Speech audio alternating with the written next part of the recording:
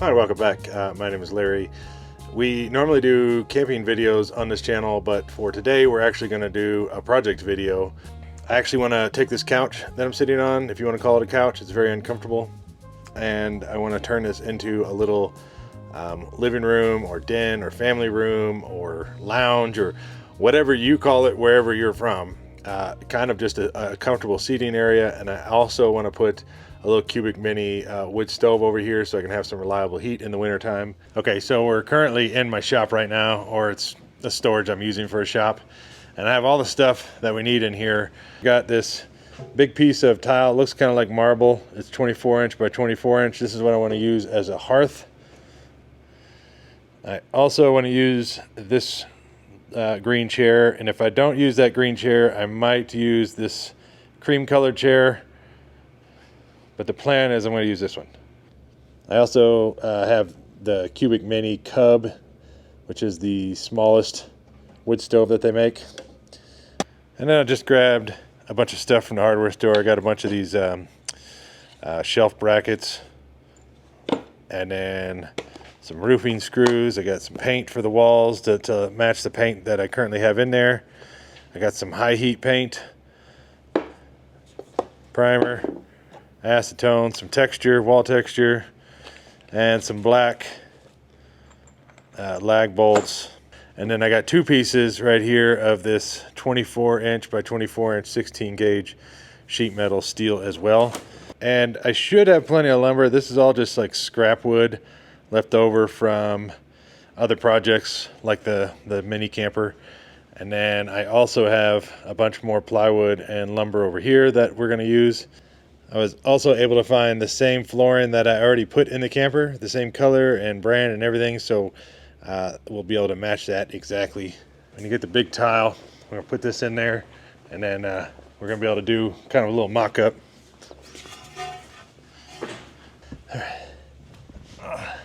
Now for the chair. Okay, so I've tested the chair out in multiple different locations. That is the only spot it'll sit. Because the back is so angled, when I turn it, like if I wanted to turn it and 45 it or something, the top part hits the windows, and then this corner of the chair sticks way out here into the floor. And as you can already tell, it's already sticking out at least, about a foot, maybe 7-8 inches to a foot. And then the tile is also sticking out too far. So what we're going to do is we're going to widen the floor right here, so that way there's this nice little just seating area. And then I can sit here like this, right in front of the fire, look out the window, and have plenty of room to stretch my legs out like so. All right, so first things first, we got the chair kind of set where it's going to set. And these are probably going to come off, but as you can see, it's sticking out over the edge here. And I just want to make sure the floor is going to go out that far. You can kind of see it's 8.5 inches. And this is the frame of the door. You can see here we've got about 8.5 inches until it hits the edge of the door. To this back edge and to the edge of the door looks like 28 inches. Yeah, we're at 29.5, so we just got to cut a little bit off of it. What do we say, 28 inches? I look for these paint marks. At least the hardware store that I purchased lumber from, they paint the edges, and that shows you like this is the factory edge. So I'm not 100% sure if that side is going to be straight or not, so I don't want to pull my measurements off of that. Instead, I'm going to pull my measurements off of this back side that I know is straight. I'll just mark that at 28 inches. Mark that at 28 inches. And then this is a chalk line, which just has chalk on a string. And you can lay it right over those marks that we just did. And then you can just snap it. And now we got a long straight line to cut.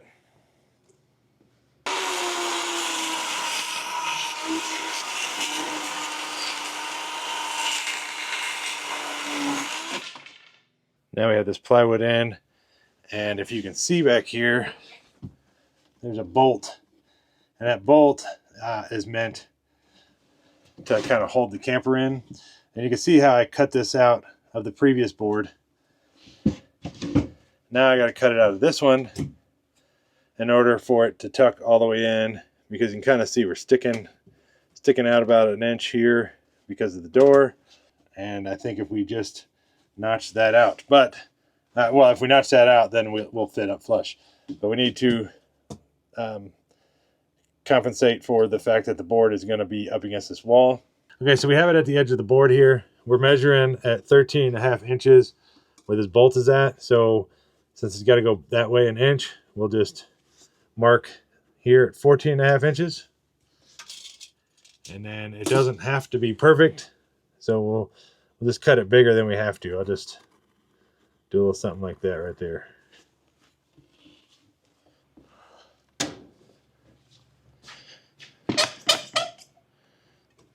Clamp it down, just make sure the table's not going to hit. We're going to use the jigsaw, which is just meant for making more rounded turns. I don't quite have the proper blade for this sharp a turn, but we're just gonna, like I said, it's gonna be covered with floor. We just got to get it enough moved out of the way for the bolt.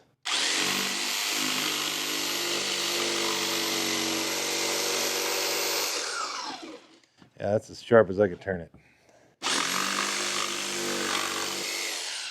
There we go. That'll work. All right, here we are back in here. It's still not fitting up against the wall, but that's because of this right here. So now we got to figure out how to cut this out.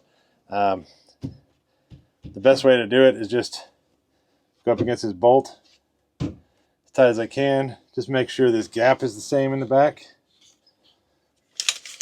And then we have this tape measure, and we know that we're going to go back about 5/8 of an inch.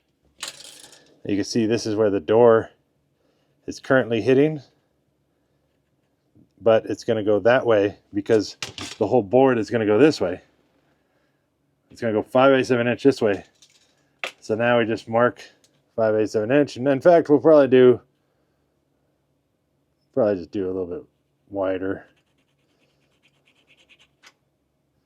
Cut it like right here, and then the last thing we're going to do is measure the depth back in, which is 1 inch. So we will take this, measure 1 inch in.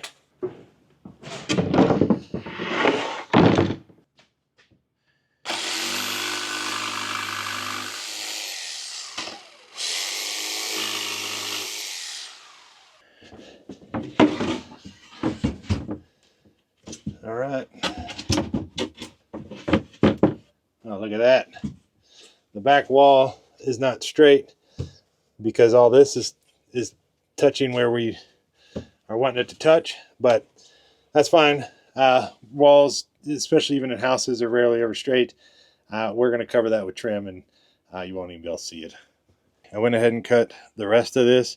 Unfortunately, I didn't have a piece quite big enough, so I had to cut a sliver to kind of fill in the rest of this. But that's okay. We're going to put a brace underneath it, and it'll hold it all steady, and then it'll be covered with floor, so you really won't be able to see it anyways.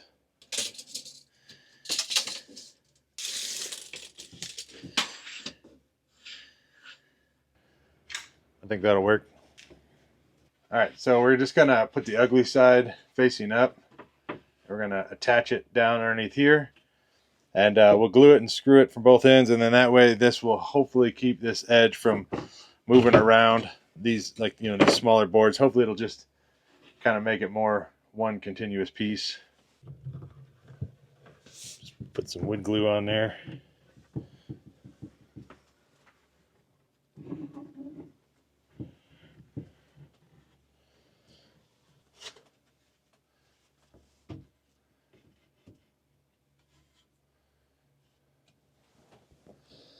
Just kind of hold it in place and put a clamp on it.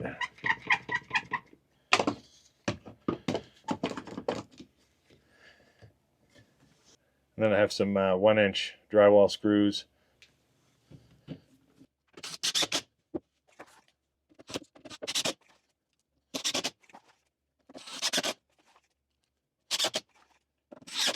And right here, I just want to make sure all these edges of like this board and this board are going to be all secure. That's why I'm putting extra screws here. Plus these two are for just this one board.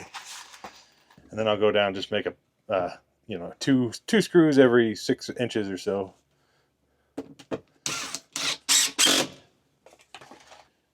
Now I have the screws kind of all laid out. Now I'm going to screw some in from the bottom.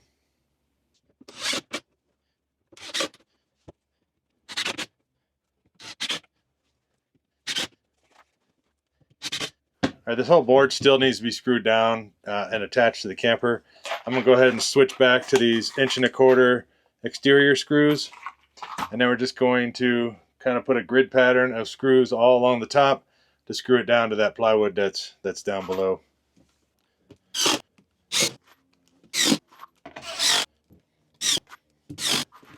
I put a few extra around these boards just to make sure they don't bend or anything if somebody would sit on this edge.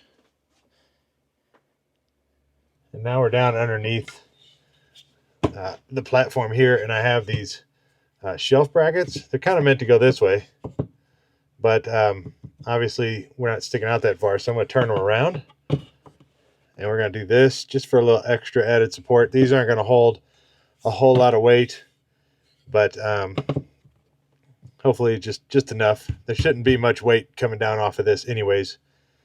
I'll put this up here and then use a square. It's actually a triangle, but it's called a square, and it's just to help get straight angles.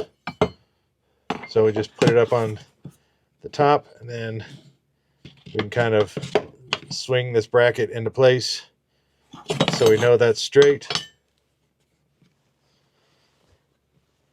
I'll go ahead and kind of mark it with a pencil lightly so I know if it moves where to go. Hopefully you can see this.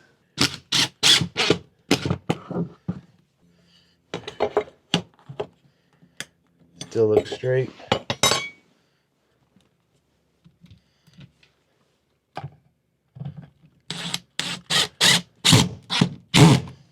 And then now I'm going to use it the other way.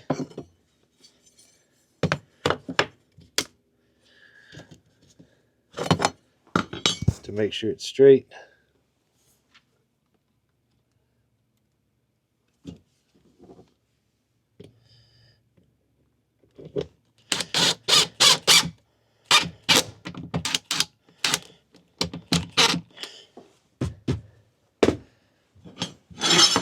Perfect.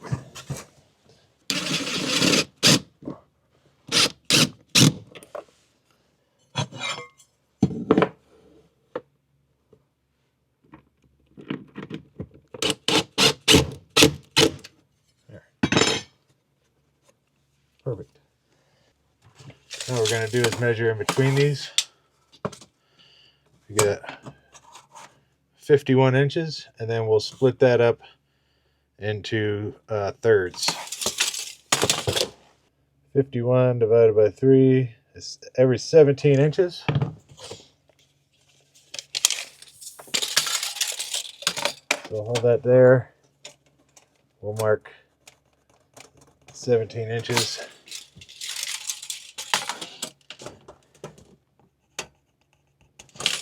And then we'll just double check between these two dots, which is 17 inches.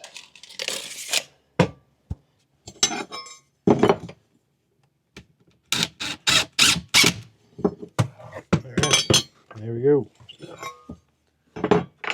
Alright, now you can see the power station just fits right between those two brackets, and it gives me something to kind of tie it to so it'll stop sliding across the floor when I'm driving around. So now we're going to do the floor. We're just going to put laminate flooring down. So I have the tile back in here where it's going to sit. I think the tile is just going to float. I'm not sure if I'm going to glue that down or not. But either way, I want the floor to kind of go around this tile like this. So we'll use this square again and kind of just bring this floor all the way to the edge. Like that. And once it's in place, I'll mark, leaving like 1/8 of an inch.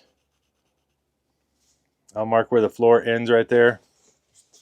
And then I'll also mark it on this end where the floor is. Now I just need to make this connect. All right.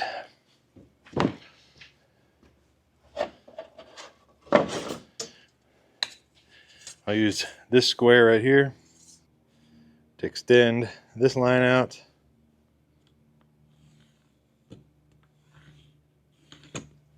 So what I'll do is measure this line. It's about 4 1/8 strong. Bring it over here, make the same mark right there.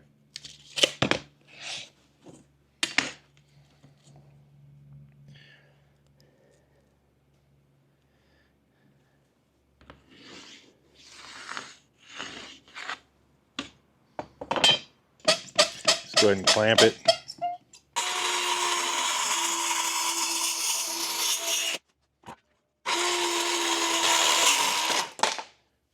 All right, that fits pretty good. I have a full piece here,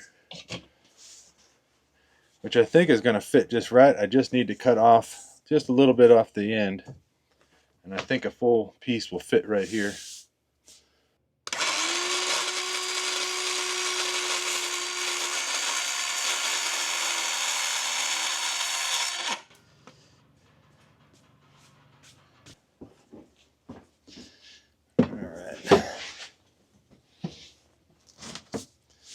Oh yeah, that'll fit now.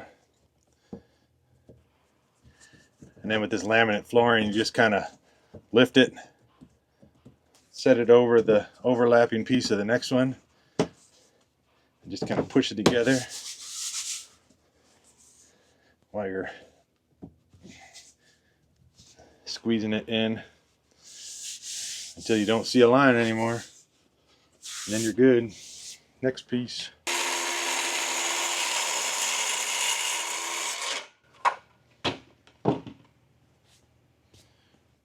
Okay, just to make it easier, I'm going to pull this floor back out right there, and then we'll slide this one underneath.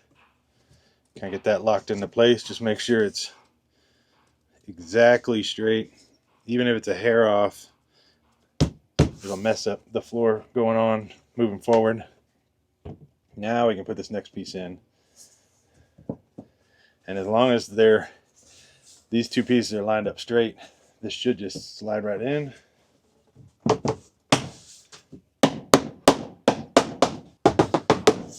There we go.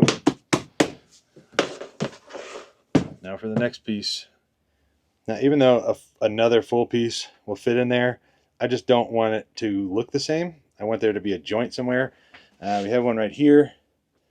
So, I don't know. We'll just put a joint maybe up in here somewhere, just to make it look a little more even, so you don't have just all the joints or no joints whatsoever. All right.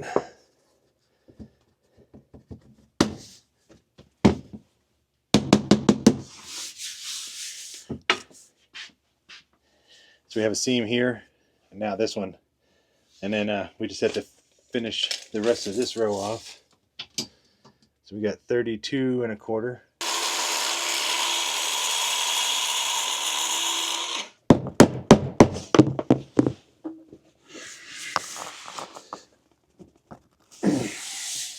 Perfect. 1 3/4 will work. That'll leave about 1/8 of an inch gap on the back there.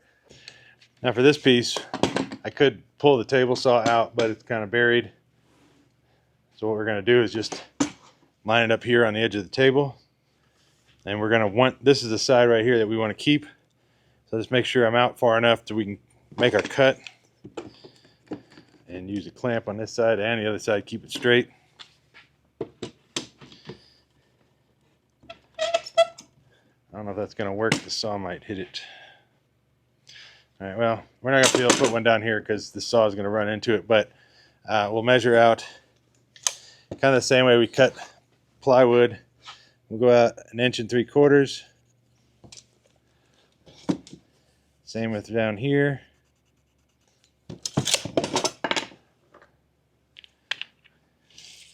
and we'll use this chalk line.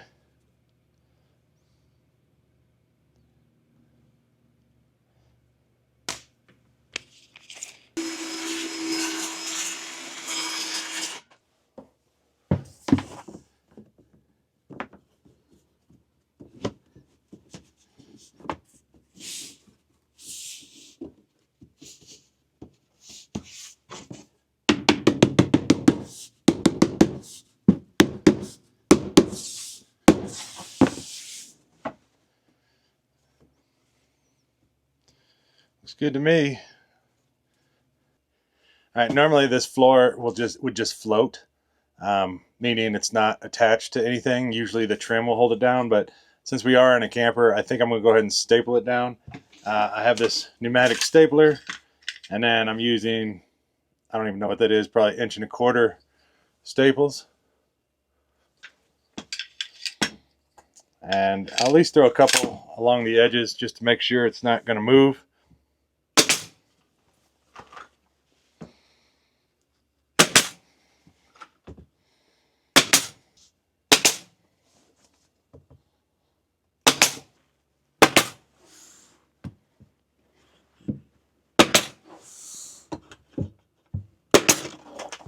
All right, well, I have the stapler out. I'm going to go ahead and fix this chair. We have the bottom of the chair is right here. And like I said, it used to have feet on it, but it's going to be too tall with the feet. And these flaps I like, but they just hang too low. So what I'm going to do is, if I can hold that up, I'm going to go in here and remove all these staples one by one, like that, and just go all the way around and remove them, and then hopefully I'll be able to just pull this off and then move it up to where it just sits and dangles down to where the bottom of the this little skirting just stops at the bottom of the chair.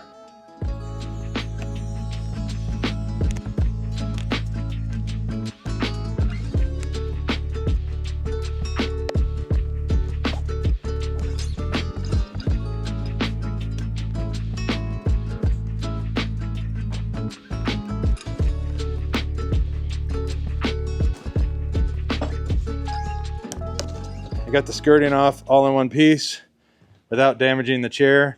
You can kind of tell where it was attached, but honestly, I don't think it looks bad without the skirting.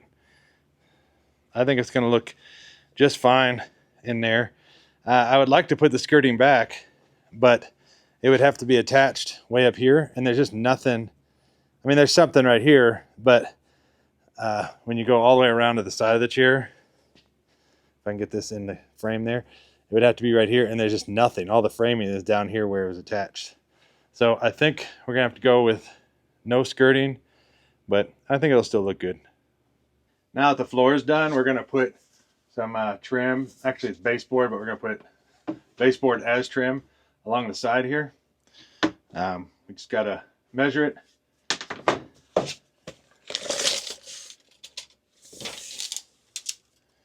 We got 70 1/8. Okay, I'm going to end up putting like a 45 on this side. Just, well, I'll show you in a minute why I'm going to do that.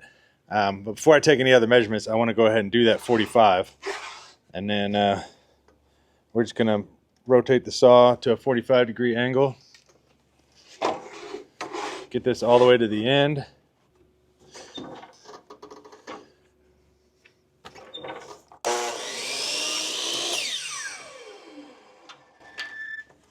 All right, now that that's cut, this is the end that we're going to measure from, and we're going to go ahead and just flip it over and then measure 70 1/8. Might go a little over. We can always take some more off if we need to. Go ahead and draw this straight line here.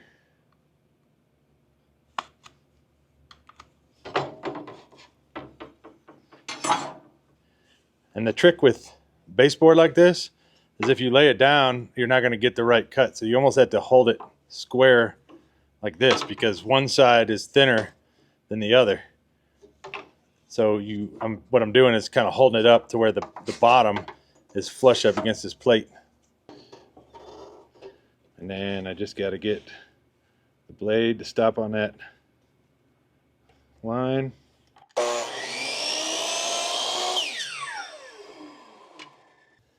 This is looking pretty good. It's going to match up. The corners will meet up.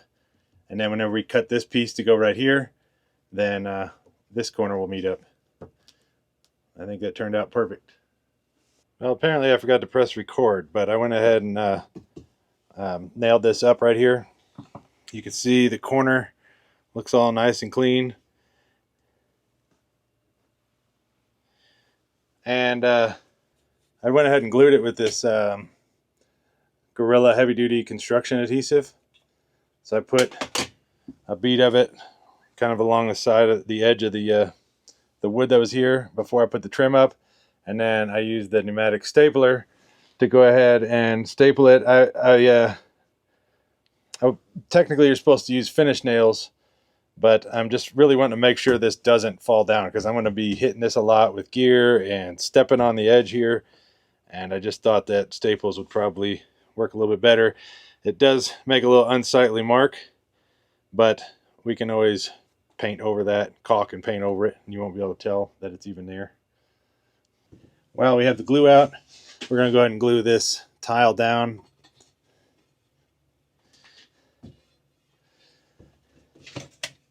I just want a nice thick bead of this adhesive, so to make sure it'll get into those grooves.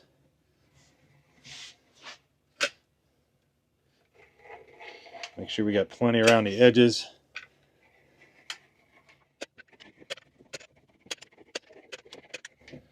Hopefully I never need this tile back up or change my mind on the color. All right. Now we'll just lay it back into place.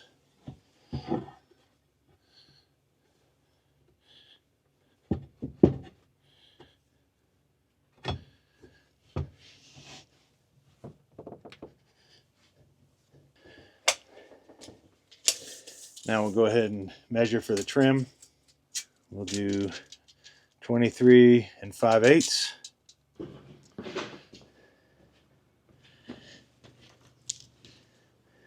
And we're just going to use this little trim right here.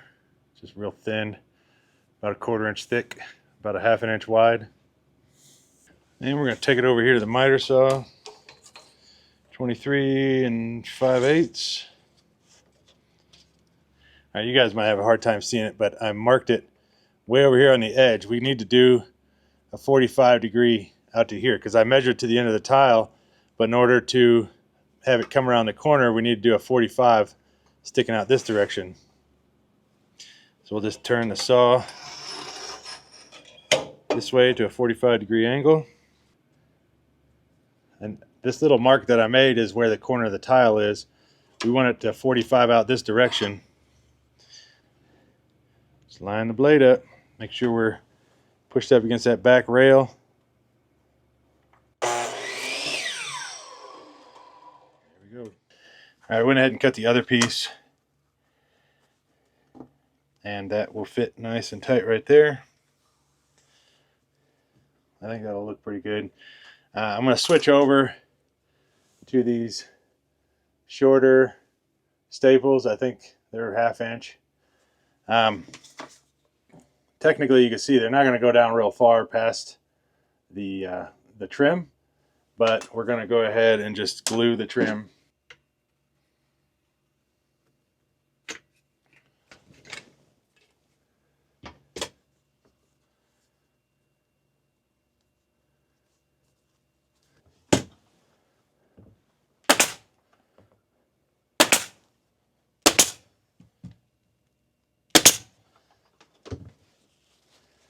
Okay.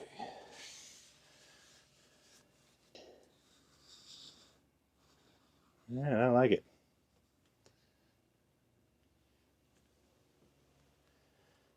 Starting to look pretty good. All right, so this is the heat shield for behind the stove. I already measured it, and mark the line right there. I'm going to use this angle grinder and a cut off wheel to cut that straight, or as straight as I can.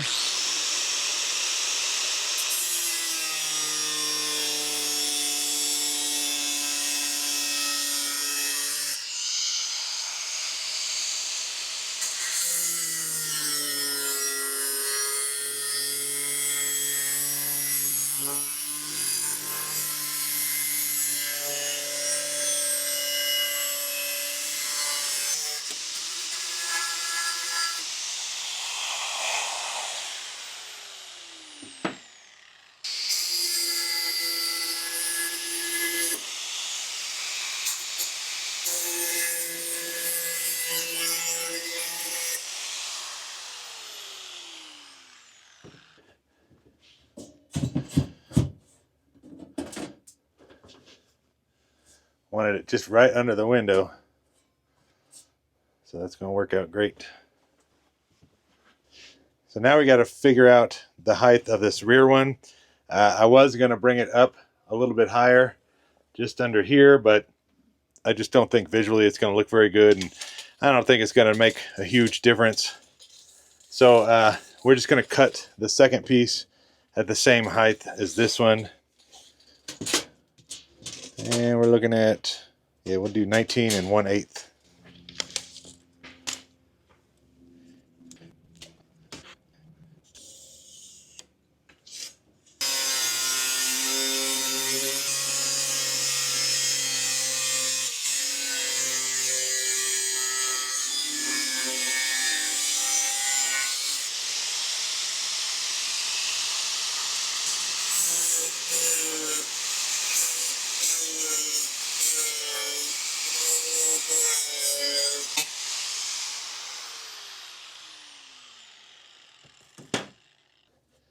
These will match up back here in the corner like that. In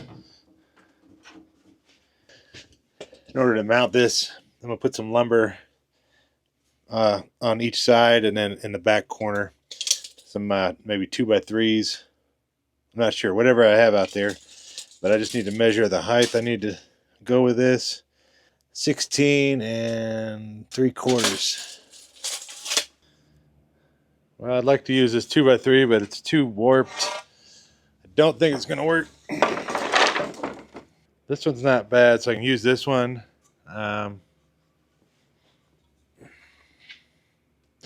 We can use that one. I think there's one more straight one back here.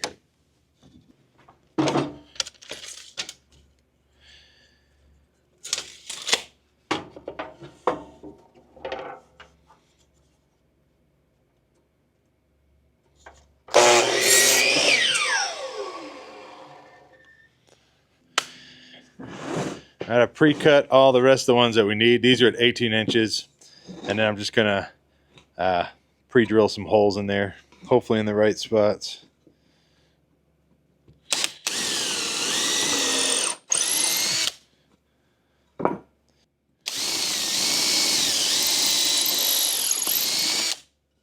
I don't know, honestly, if I'm going to hit a stud or anything back there. So I am going to glue these.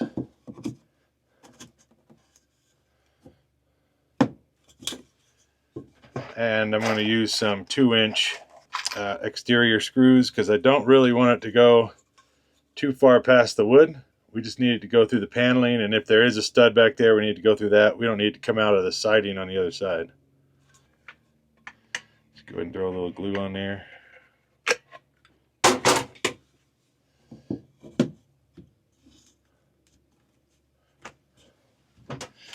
And if we don't hit a stud, then hopefully the glue will just hold it in place.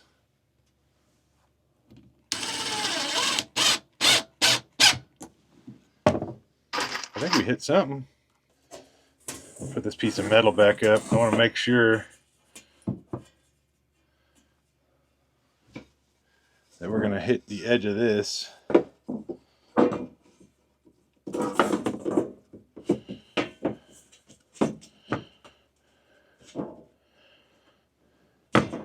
Okay.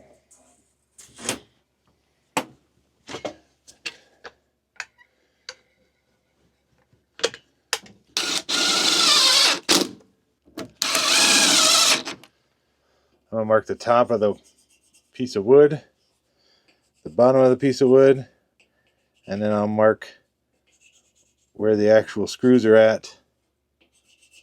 And then I'll take it out there and remeasure it and get it just right and space these holes accordingly.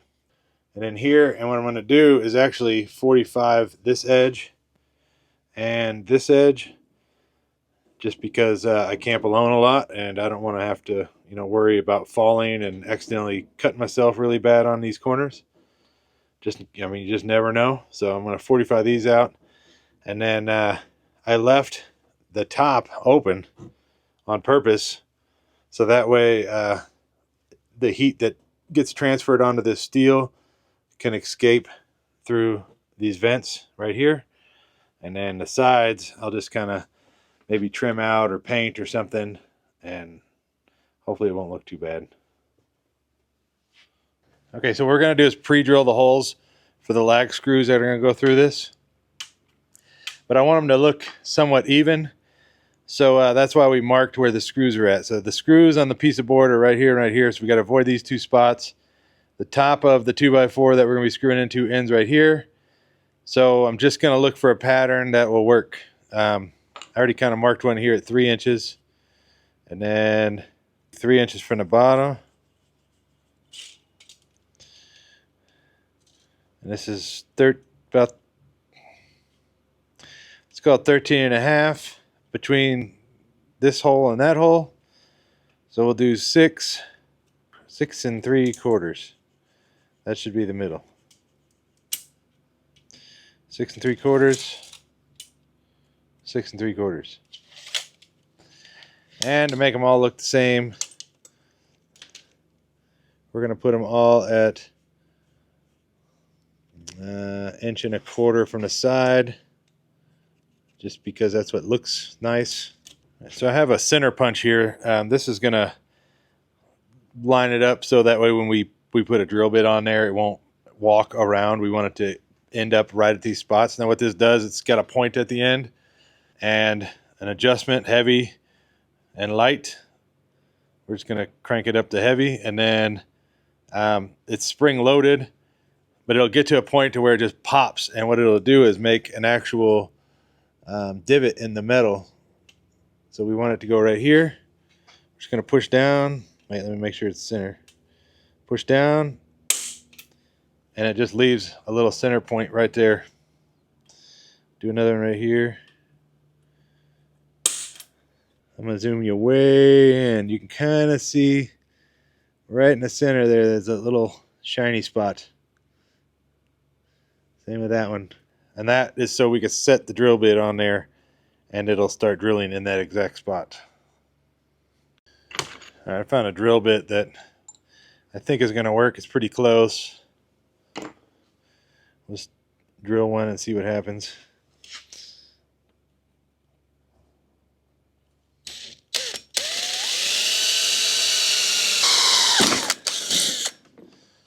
Okay. Perfect.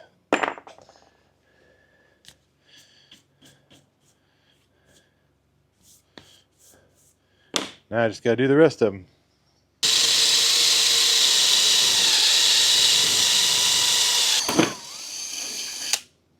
Okay, I went ahead and 45 this corner, and all the holes are drilled. Just going to clean it up the best I can. I'm going to use some acetone to get the grease off, oil that they spray on this.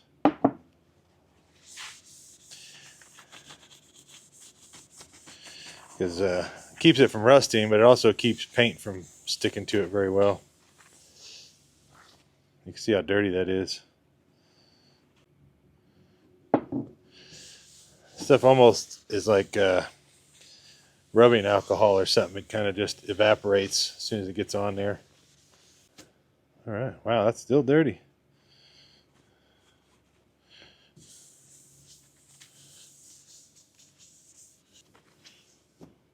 That's better. I'm gonna start with painting the back side of it first. And I just do that just for the little learning curve. I mean, I've spray painted a lot, but I don't know. You never know if the can's defective or you're just having an off day. And I'm going to use some Rust-Oleum primer. It's for wood, metal, plastic, and more.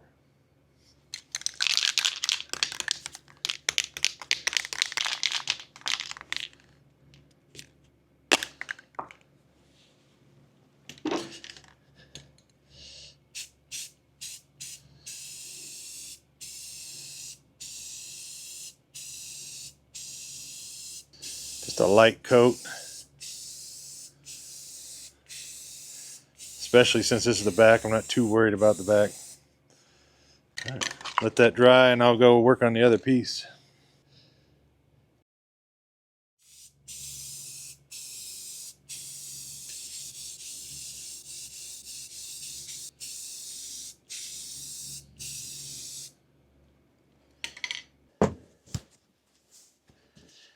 I'm waiting for the paint to dry on that metal.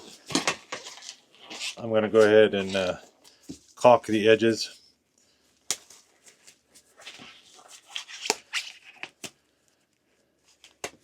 I picked up some Dynaflex Ultra. It's paintable. It's actually for exterior. I don't know. I rarely ever use interior caulking. I always use exterior caulking as long as it's paintable. And anyways, I got it in a cedar tan color. That way it'll kind of, I didn't have a lot of options. It was either this or a really, really light cream color. So I went ahead and went with the darker, just to match the wood a little bit around the edges.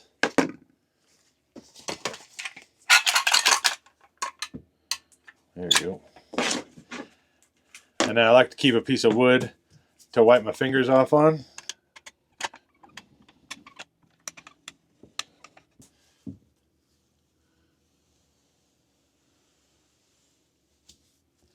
Yeah, just any excess I'll put off on my fingers. I think I went a little thin down there and a little heavy on this side. So I'm going to see if we can push it down that way.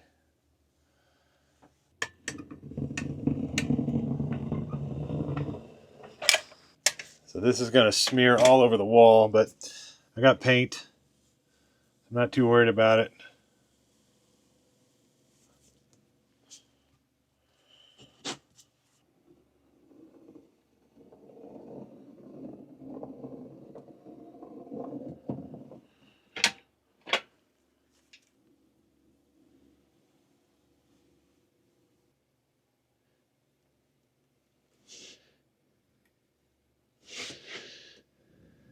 Now this, I just kind of put my finger right at the edge, drag it through, and you see it kind of still lays it out over here, but at least for the most part it's kind of in place. All right, while that's drying, we're going to go ahead, I think, and paint these pieces of metal.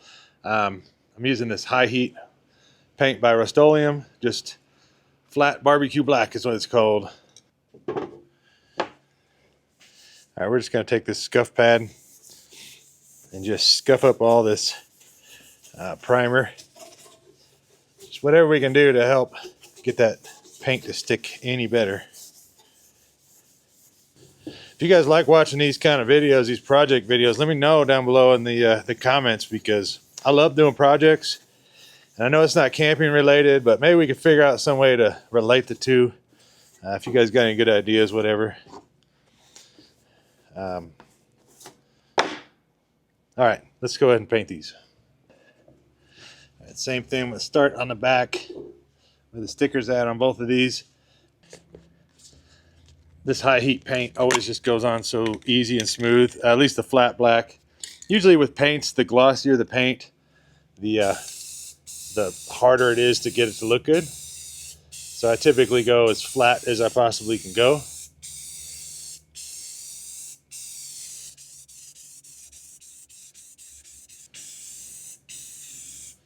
I'm going to end up doing 2 coats on each side.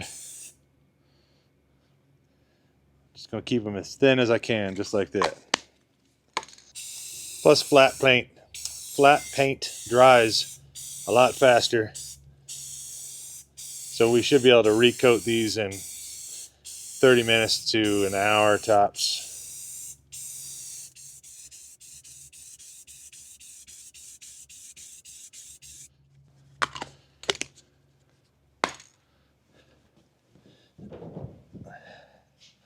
So I've been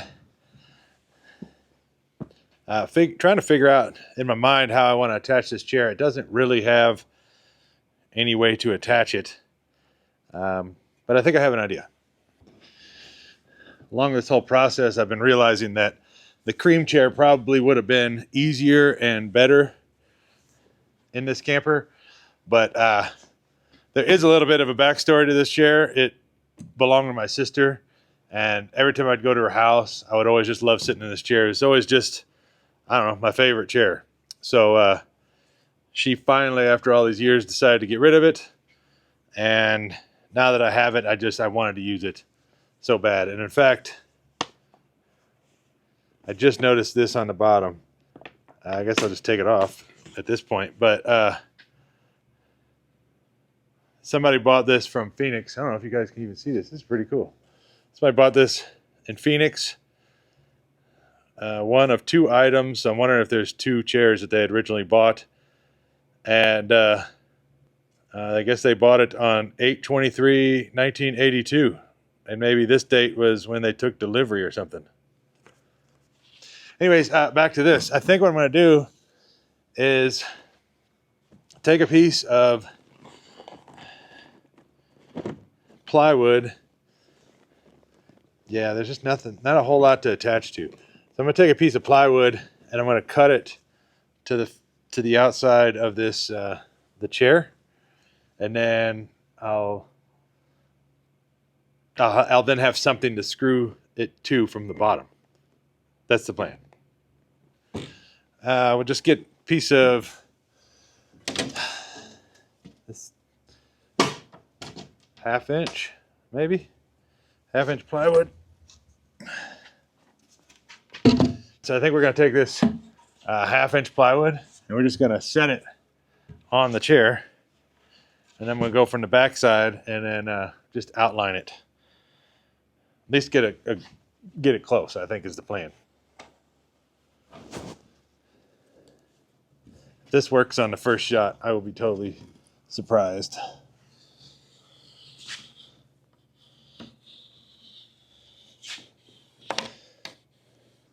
So look like the chair.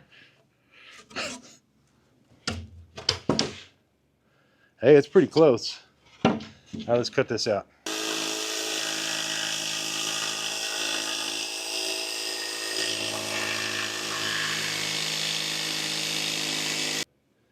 Yeah, I think it'll be all right.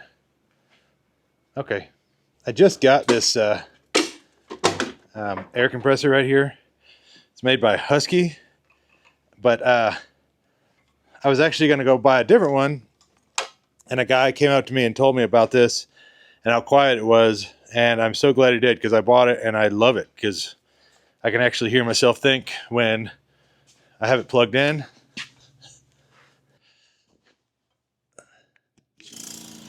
There it is. Can you hear it? All right, let's get some longer staples. All right, these happen to be just laying there, and it should be enough. So we're going to use these, about 1.5 inches long.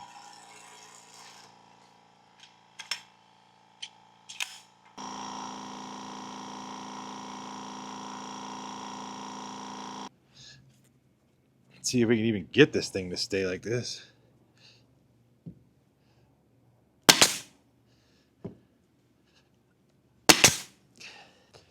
I think that's going to be pretty good.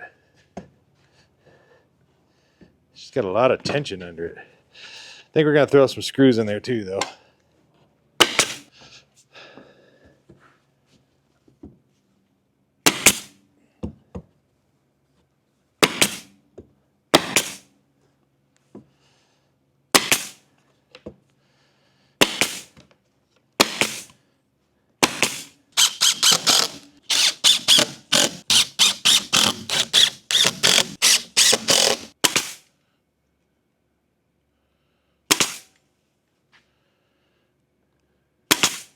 trying to keep it flush with the bottom. It definitely doesn't look perfect, but I just don't want it to like stick out and be noticeable. I just wanted to hide that plywood. I think it'll be all right. I'm gonna try to use this paint. It's exterior satin iron gate. The color is it's called Iron Gate, and this is the paint that I used to paint the rest of the interior of the camper, but that was probably 2 years ago now. So we'll see if this is even good. If not, I did buy new. I just want to try to use up this old.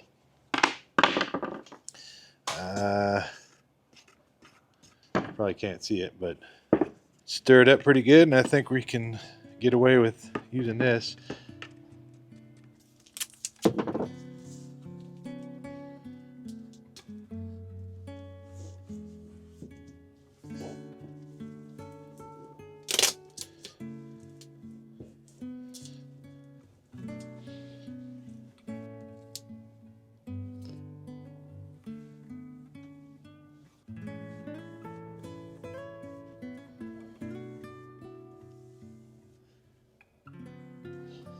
Just happy little fireplace trim. As happy as can be, being gray.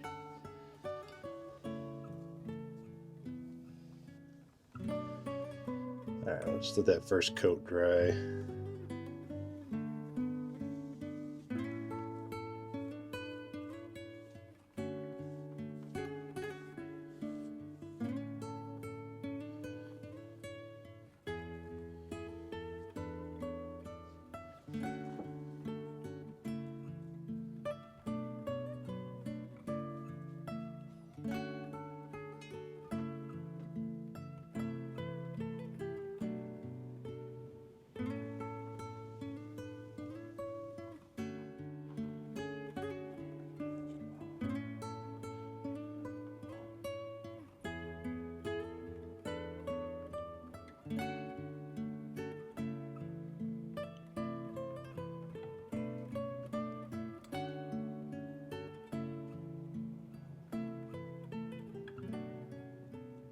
Alright, while I'm letting paint dry, I'm going to go ahead and install some of these multicolor sectional tape lights.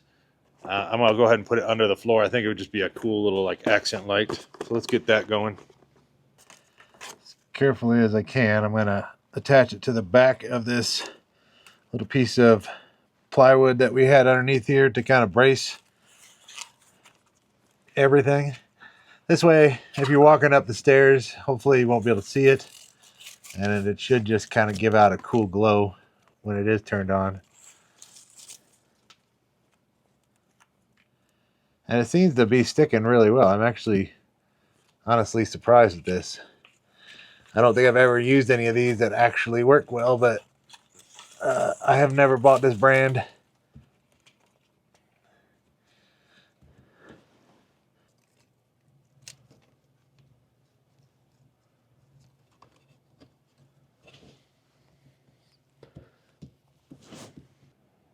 And check it out. I had a plug just in that cabinet over there, so I didn't even show wiring it because I just drilled a hole and shoved it into the cabinet and plugged it in. But what do you think? I think that really stands out. It actually turned out better than I thought it was going to turn out. Oh, and I forgot to show you. It changes colors. Has different modes and just, I don't know, a bunch of different colors.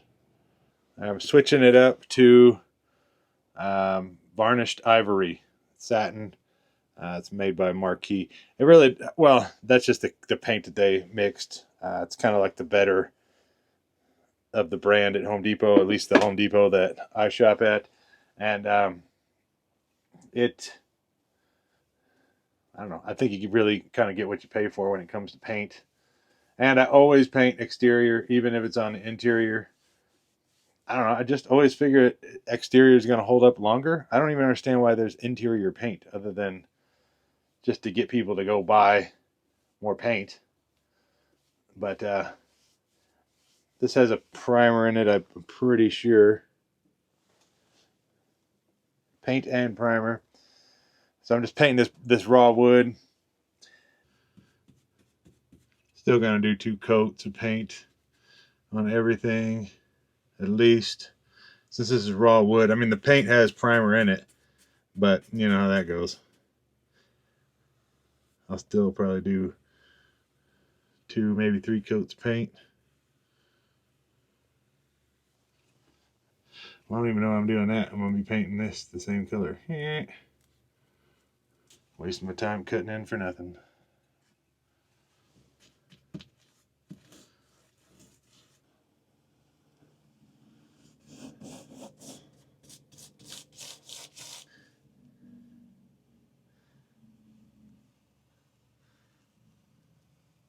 Off camera, I went ahead and measured the hearth and just made sure the stove was centered in the hearth. Then I put the stovepipe on as straight as I could, and the camper is actually leaning forward, so I couldn't really just drop like a plumb bob down from the top to figure out where the hole is going to go in through the cabinet. So what I ended up doing was using the window frame right there and just eyeballed it as straight as I could. So once the chimney stack was straight, then I just went ahead and went from there straight up. You can kind of see, actually kind of messed up. I thought that was centered, but that is where the center of the hole is going to go.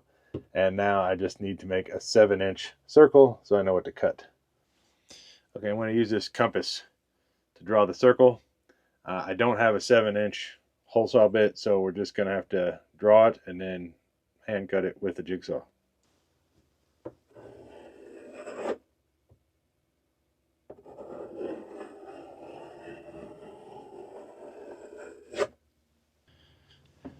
So a jigsaw is not the most ideal tool for this job, but we're going to make it work, I guess. I'm going to take off this blade, and I ended up buying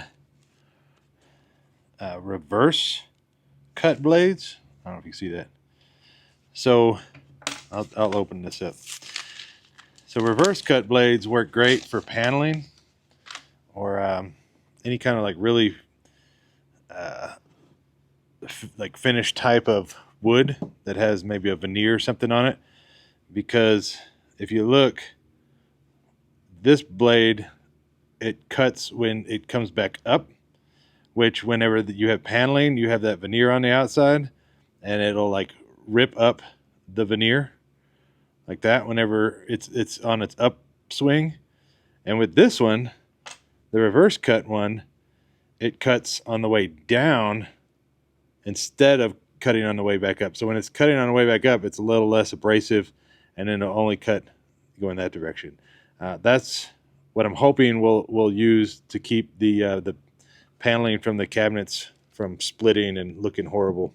All right, I'm going to use a 1/2-inch drill bit, and then I'll just start somewhere and just make a hole so I can get the saw in there. There we go. Dust out the whole camper. I have that reverse blade on, and I have it turned down almost as slow as it'll go. So let's see what happens.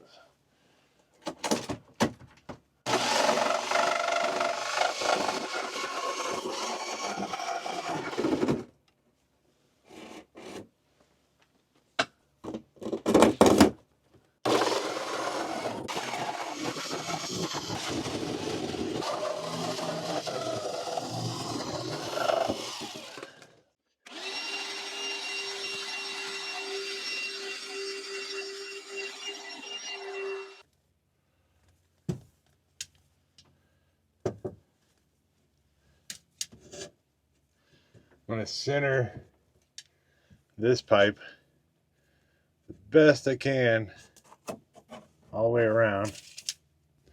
I'm going to push it all the way up against the ceiling so it's flat. And then I'll mark this pipe. Now, I'll do my best to find the center of this hole.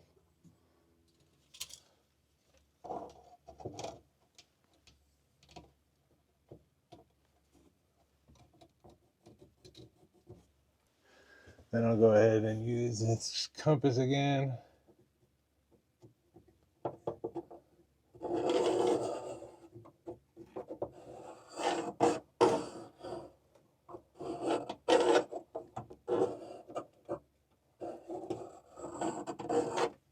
And that's the hole we got to cut.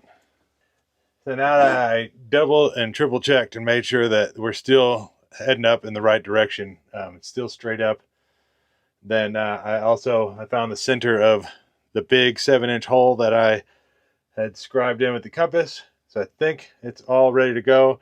I even, of course, before I even started this project, got up on the roof, made sure that there was nothing up on the roof that was going to be bothered by a chimney.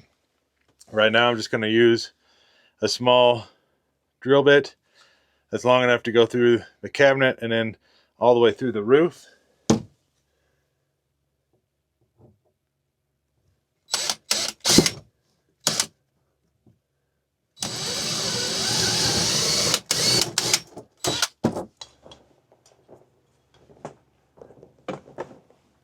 All right.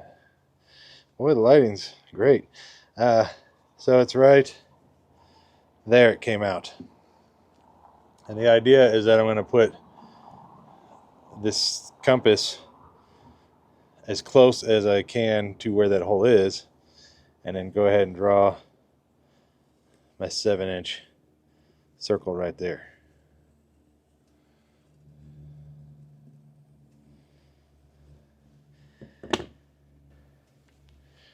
Same thing, 1/2-inch drill bit. Just pick a random spot.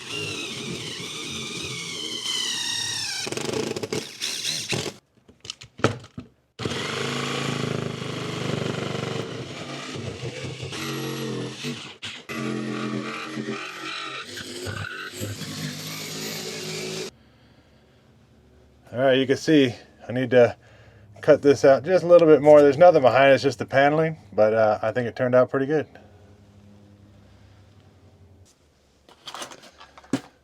And then before we put the stove in and install it, we're going to go ahead and install this heat shield. The holes are already pre-drilled obviously in that, but we need to pre-drill the holes into the wood. So now we'll just kind of hold it in place where it's supposed to be.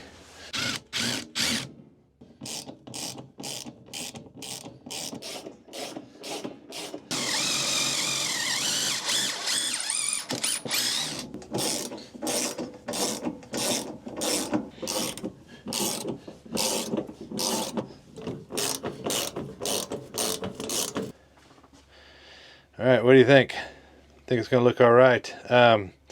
We're gonna go ahead and put the rest of the chimney pipe up, and we're gonna get that all done and then make sure it's all perfectly straight before I go drilling holes in for the feet down there through the tile. So this is the double wall chimney pipe. This will still get hot, but it'll get considerably less hot than a single wall pipe. And this is what the chimney is actually going to use to expel all the heat. This is a 5 or 5.5 inch or whatever size pipe they consider it, and it's insulated. So what is going to happen,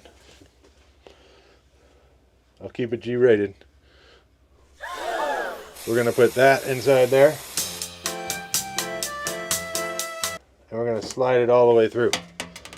Kind of noticing that the insulation is kind of in the way.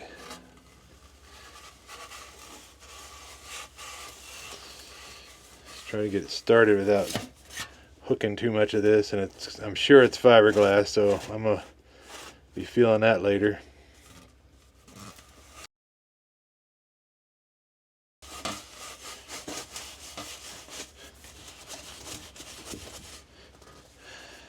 No.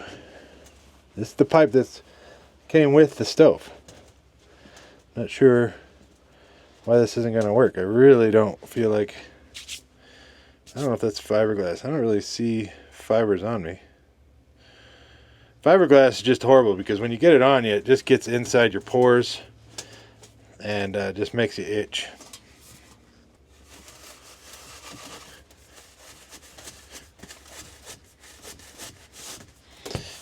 There we go.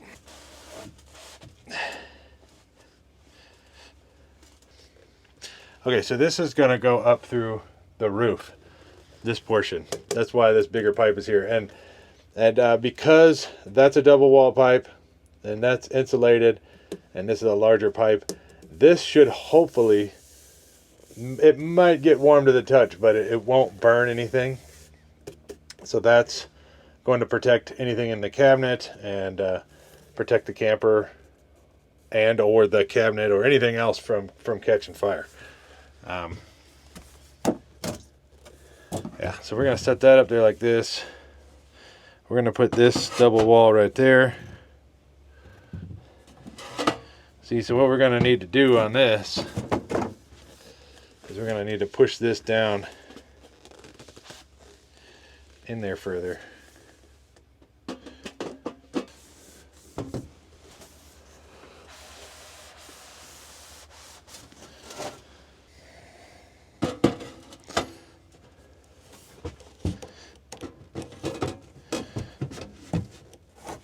Gotta line up the screw holes in there for the pipe.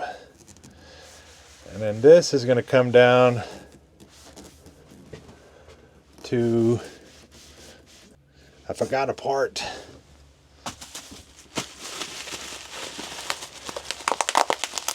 There's a ring that's like 3-inch to 5-inch beauty ring. That should have went right there. So pull this back off. Put that beauty ring back on there. Put this back in.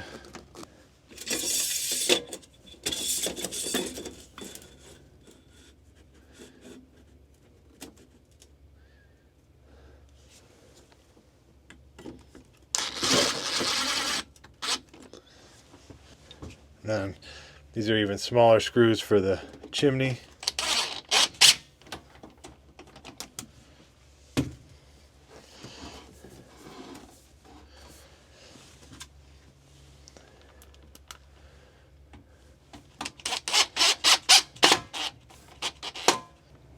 I'm probably going to need to extend this out. I'm going to have to buy another one, which means it's going to be on order. Because I'm pretty sure this is too close to the roof. But we are going to have to cut this pipe in order to get the roof cap on.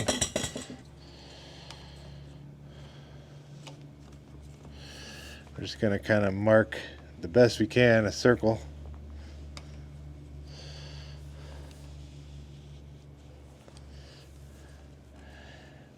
I'm gonna have to buy another one of these pipes and then another one of the larger pipes to extend this up another 2 feet above the camper. And since I'm going to be sliding a new pipe on top of this, they kind of they slide into each other.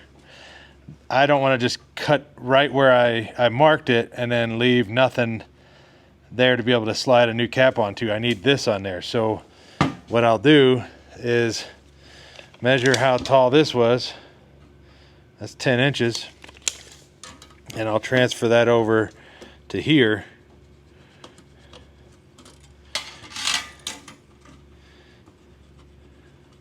Let's go around like that, mark it 10 inches.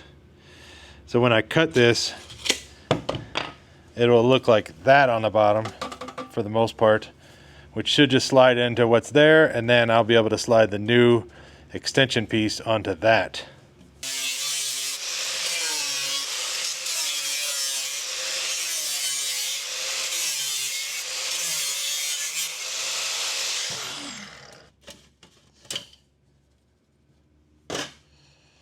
There we go. That'll hopefully slide into place.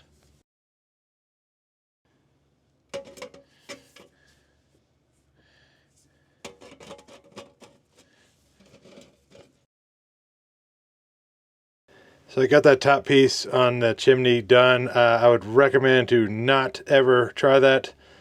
I don't know how you're supposed to do it. I ended up having to cut a bunch of welds and fabricate some stuff I'll show you when we get back up there, I think. Well, I can't really show you, but I just wouldn't recommend you doing it.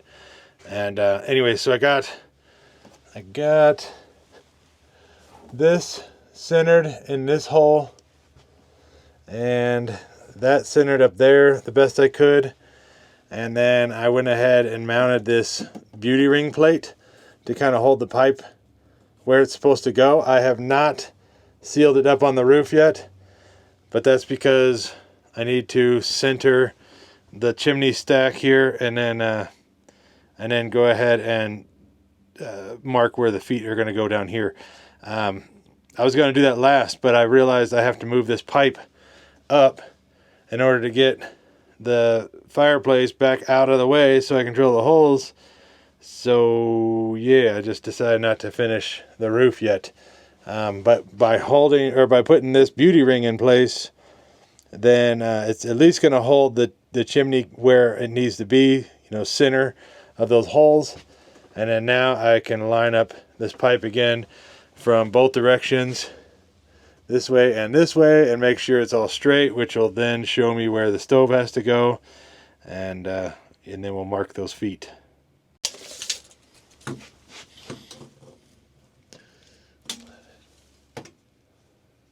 11 1/4. So we need to go 1/4 inch to the right. I'm actually going to use the window and the wall. That's a song, never mind. Yeah, it looks straight along the window. It's 11 inches to the wall. Now, we'll measure this one again, 9.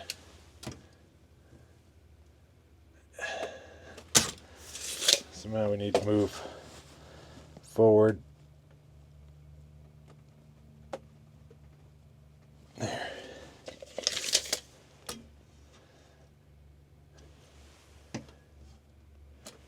Okay. Can you see me? Can you see me?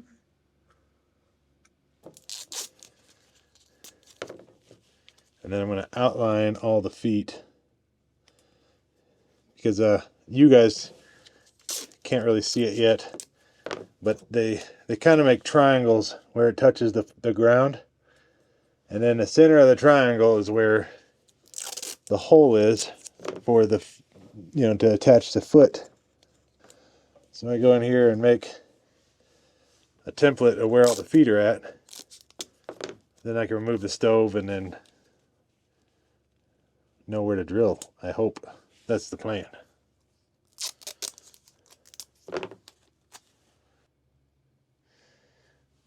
So you can see I kind of just outlined the feet.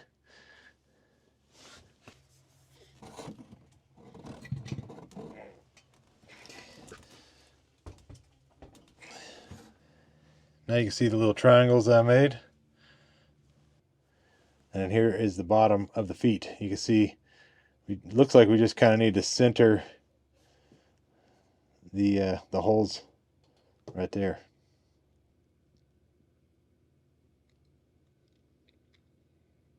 I'm truly just eyeballing it, trying to get as close as I can what it looks like on the feet.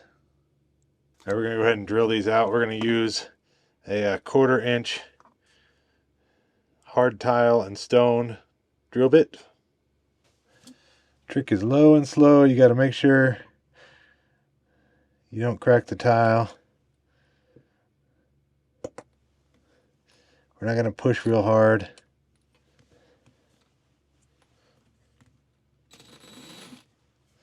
It wants to walk already.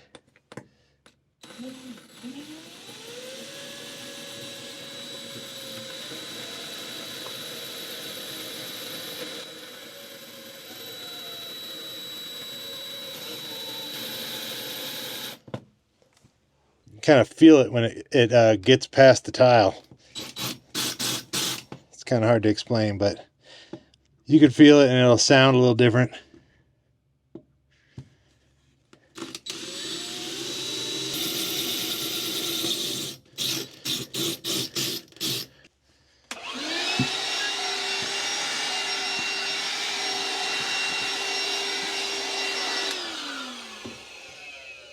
Can't seem to figure out a way to get anything in to screw in a screw down here because it's so short. So what I'm doing is undoing the bolts that are holding the legs on underneath.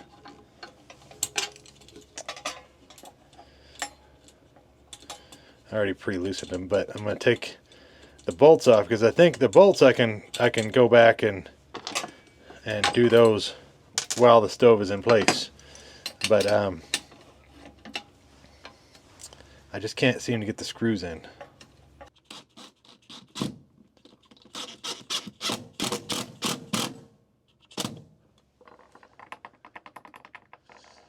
Huh. I really don't want to break anything, so I'm going to hand tighten the last turn. There we go. And I might actually back it off. You know what? I'm going to leave this one tight. I know this is crazy. I'm going to leave this one tight. All the rest are going to be almost tight. Because I'm going to guess that I don't have these holes perfect. So I need a little bit of playroom.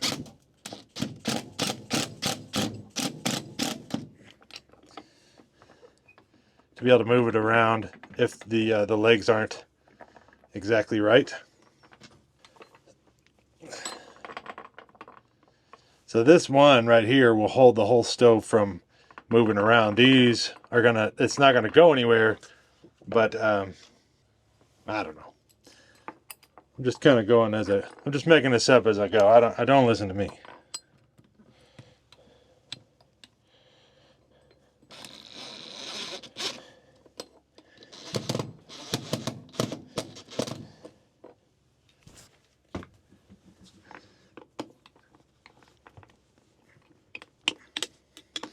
Oh, too tight. There we go. Now somehow I gotta get this back on, balance everything, lift the chimney back up. Okay. All right, that wasn't as bad as I thought. The back corner in. There we go. There's one foot. I think the back one's already in. Looky there.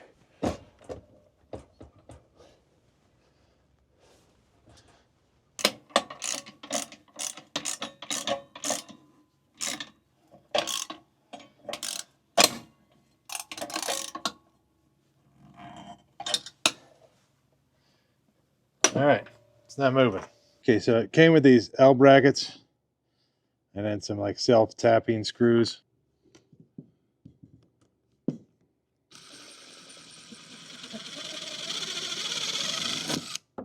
There we go. So it came with these L brackets and these self-tapping screws, but I'm not going to expect self-tapping screws to self-tap. So we're just going to instead figure out where it's going to go on here. Mark it with a pencil.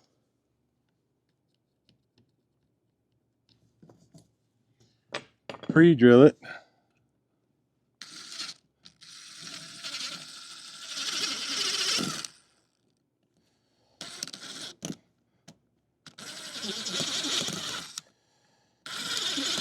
Okay.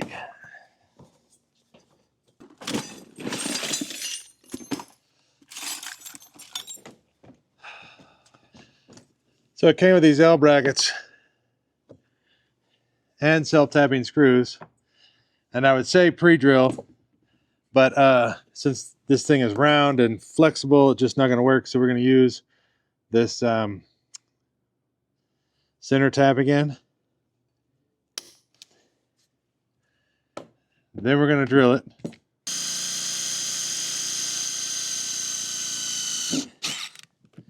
There we go. Then we're going to come back with the self-tapper. Self-tapping too, I don't know, maybe I should explain. They have, there's its own little like drill bit at the end, and it's supposed to just go into metal without having to pre-drill. Sometimes it doesn't work that way though.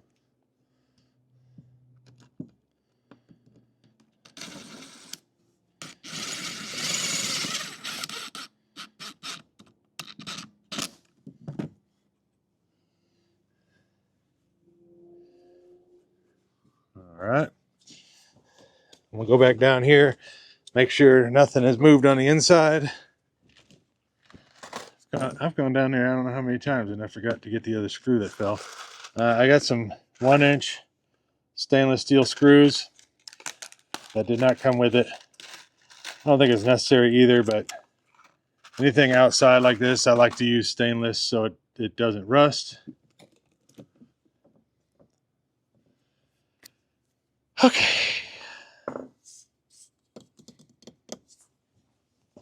I'll be back. So this tool is amazing. You can hook it up to your drill.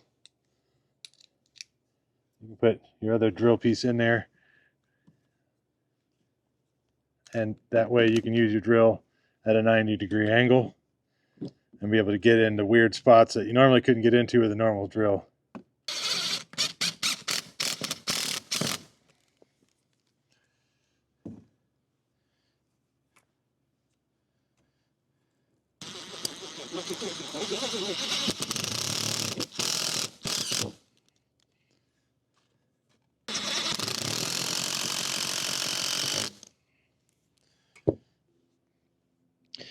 All right, now that shouldn't move.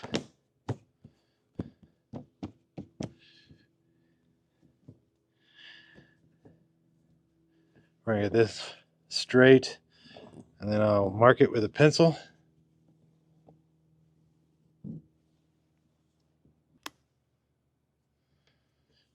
We're gonna use some self-leveling lap sealant. And this is because it's on an RV roof. Oh, you know what? I need to probably clean this roof. Okay.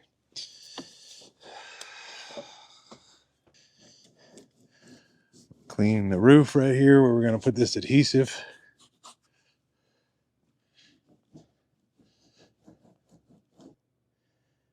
It's not going to look pretty. We're just going to load it up here.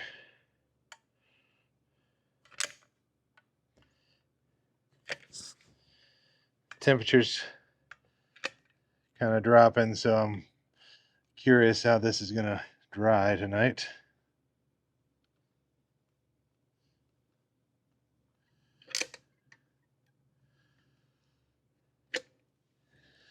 There we go. There's one continuous bead all the way around. We'll go ahead and drop this into place.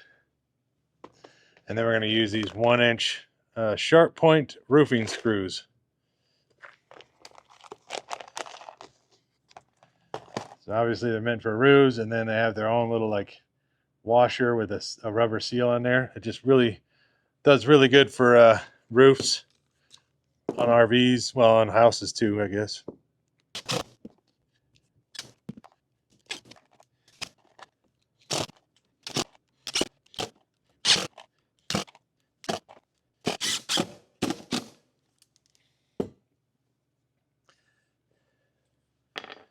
Now that we have these all the way around, we're just going to go ahead and cover each one of these with a self-leveling lap sealant. Not necessary, but I don't know, just going to be extra careful or extra cautious. Those screws and everything else should be good enough.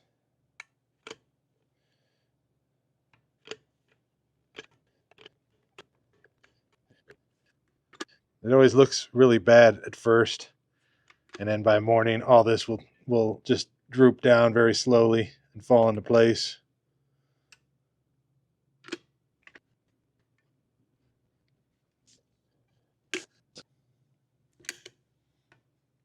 I'm doing another outline.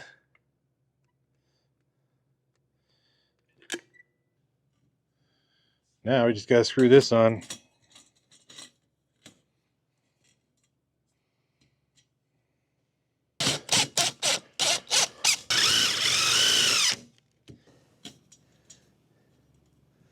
Hopefully that doesn't go anywhere.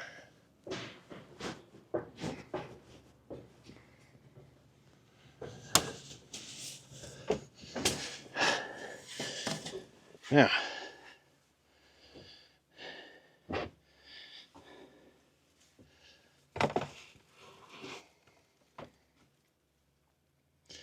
Just gotta make sure the blinds work. I think this is gonna work out just fine. Now I just gotta screw it in from the bottom. Since the bottom is now plywood, I just need to get 4 or 5 screws in anywhere I can from the bottom, and it should keep this chair in place. 12 7/8. 12 7/8. Okay. The chair is now straight, and it's just right above me here. So I'm gonna hold it down and put a screw in here. I'm gonna try to put a screw in there.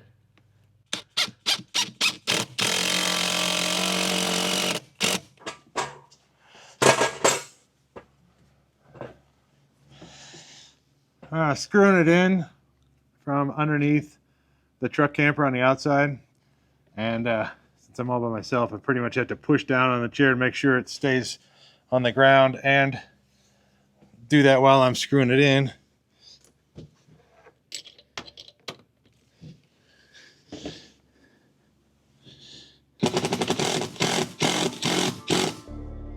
All right, what do you guys think? I kind of like it. It's kind of like the world's smallest living room. I just can't wait to go camping now. I don't have time to make a fire tonight, but if you guys want to, go ahead and hit that subscribe button, and maybe give this video a thumbs up. And then that way, on next week's video, when I'm actually out camping and using this wood stove, you'll get a notification on your home screen to know that that video is up. And yeah, you'll be able to see me use this thing, and I can't wait. I can't wait. I'm so excited. Thanks for sticking around this long, and until next time, I'll see you guys then. Thanks, bye.